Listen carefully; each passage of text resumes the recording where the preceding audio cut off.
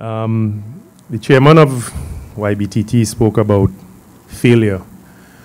And I remember reading somewhere, unless I am coining it now, but no, I think I read it somewhere. Failure is only failure if you stop trying. That is failure, when you stop trying. Okay? So once you don't stop, you haven't failed. The Citizen Security Program has been implementing intervention and prevention strategies to reduce crime and violence in 22 partner communities over the last 5.5 years. All right? And over that time, a lot of people ask, what impact have we been having? Now, I would attend these functions and I would read the interim reports and the final reports and so forth. So I know the impact that we're having. But I wanted to share with you just two quantitative indicators that we've been following from data from the police service. In 2008, when we started, our communities represented 13% of all homicides. 22 communities represented 13% of all homicides in Trinidad and Tobago. Over the last 5.5 years, that figure has been reduced to 7%, and we've seen a 54% reduction in homicides over that period. Okay, and these are the communities that are represented here today.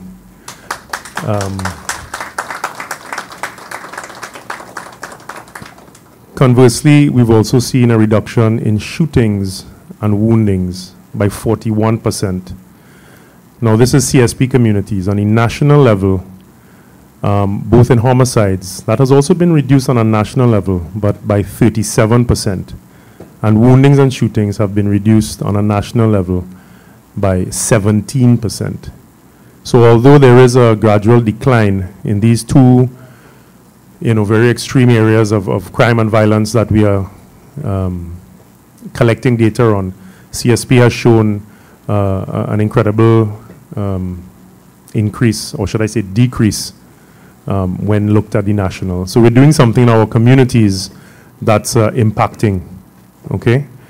And that is in no small measure to the energy that the community action councils and the members of the communities themselves have been putting out, okay? So I want to give you all a round of applause.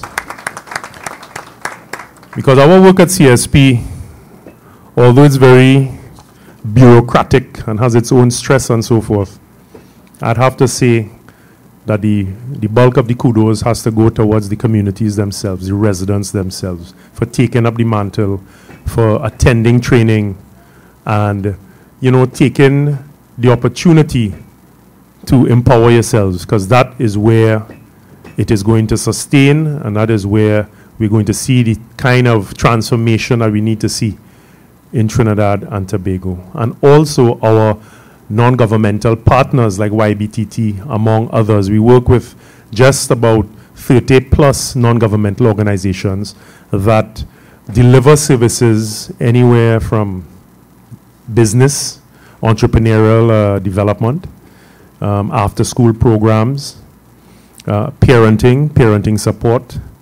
We've trained residents in mediation skills. So at a community level, we have mediators. Counseling skills and intermediate counseling certificates through the open campus at UE, so that if persons need counseling, it resides within the communities. Among a plethora of other activities that we have engaged in partnering with the communities. So, I mean, I'm always, this is the fuel that keeps CSP motivated, because, sometimes it seems like an insurmountable task when you open, well, you don't even have to open the front page of the paper, the headline. It really paints a daunting picture.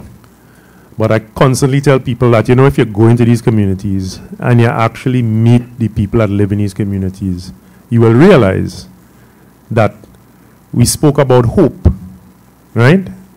That there is infinite hope. and infinite possibilities out there in Trinidad and Tobago. Okay? And as the minister said prior, really and truly, it's about each one teaching one. Knowledge is not for yourself. Knowledge is to share. Knowledge is to share.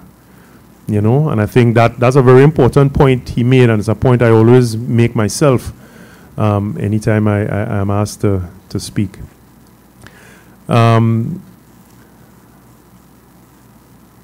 A couple years ago, well, more than a couple, about 15 years ago, and this is just a short little anecdote I'm sharing, and then that's the end of me. I live in Diego Martin, and I was by the coconut vendor. And a young person, I would say about 19 at the time, honestly, he came and asked the coconut vendor to lend him a $20. He said, Ras, lend my dog now.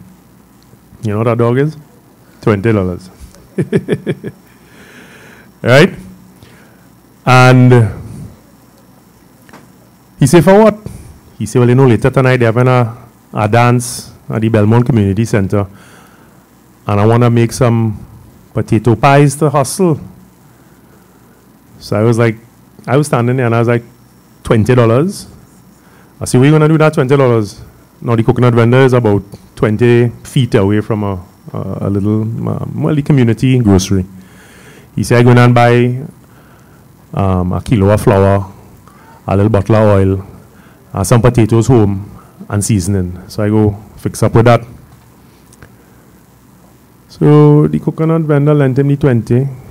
Lo and behold, I ended up going to that dance actually. It was very good. Coming out at about 3 o'clock in the morning, you know, people hungry, a real party, a real dance, something. And I saw him there hustling his pies. And he was selling them for $5. Actually, I lied. $3 a pie, $5 for 2. And, well, I didn't know you could have stretched a kilo of flour. But he came back. He was a kind of regular at the vendor. And he made about $200 that night. He came back, he handled the vendor, gave him back his 20. And I was amazed. And from that, I would ask young people that I interface with over the years. That's about 15 years ago. I would ask them, you know, what you could do? I take a 20 out of my pocket. I say, what you could do with this? But he said, I'm not even a dinner box. I can't do nothing with that.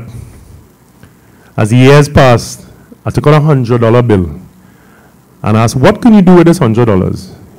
How could you multiply this?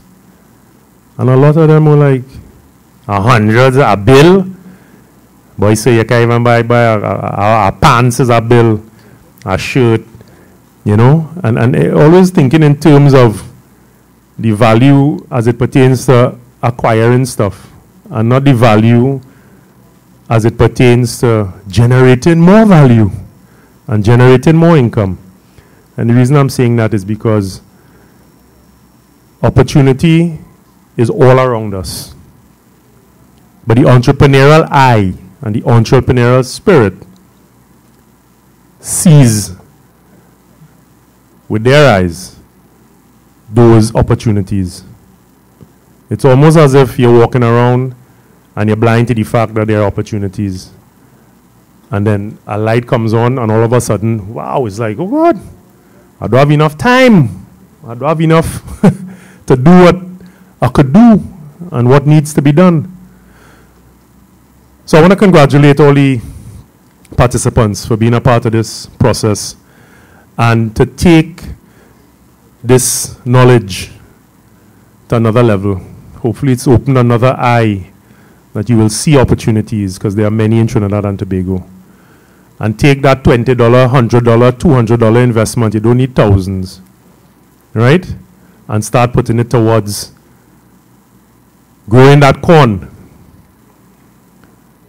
that will one day harvest that field that you all have the potential to harvest. Okay? So on behalf of our new minister, Minister Gary Griffith, our permanent secretary, Jennifer Buku-Blake, who has been very supportive of this program from inception, I want to congratulate each and every one. And remember, the journey now starts. You now have some tools in your toolbox to utilize. And I look forward to maybe engaging some of the entrepreneurs, because I know I'll be getting a lot of business cards within the coming months, and hopefully patronize your various businesses. Okay, so congrats. And as I said, the journey now starts, so we take it from here, one step at a time. Congrats.